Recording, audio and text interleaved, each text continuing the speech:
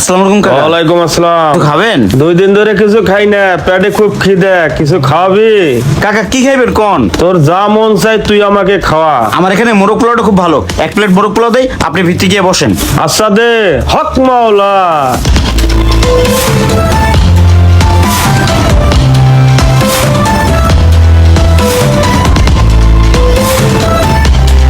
এই যে কাকা নেন খান, আমার দোকানে কর্মচারী নাই তো, একটু নিয়ে টিয়ে খান। এই যে পানি। হ্যাঁ আচ্ছা আর ভাই আপনি এখন আসেন ভাই, জান নাই? কি কোন ভাই, আপনি আমার কাছে দোকানটা ভালো দিয়ে গেছেন, দোকানটা ভালো দিয়ে আমি যাইতে পারি? খুব ভালো কাজ করছেন, আপনি অনেক ভালো মানুষ ভাই। কি ফকির লোক দোকানে ঢুকেছেন আপনি?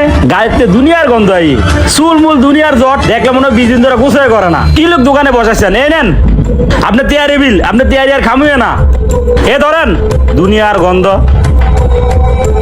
কাকা ও পোলাপান মানুষ তো, ওর কথা কিছু মনে করেন না, আপনি খান।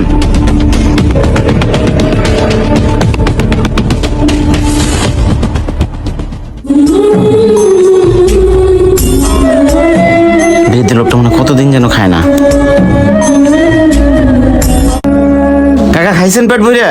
হ্যাঁ বাবা খাইছি। তা বাবা দোকানটা ঢুকে দেখলাম দোকানটা ফাঁকা ফাঁকা, তুমি নাই কই গেছিলা? ও কাকা আমার দোকানে কর্মচারী নেই তো, তাই নামাজে গেছিলাম, দোকানটা ফাঁকা রেখা। তাই ভাবে খালি দোকানটাই কে যাও, যদি চুরি টুরি হয়ে যায়?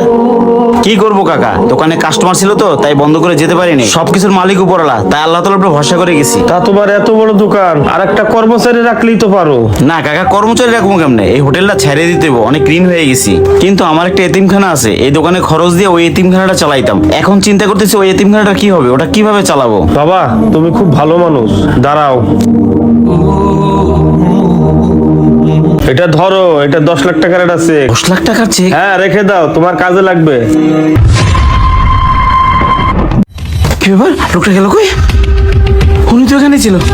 কাকা গেল কই? কি আসছে?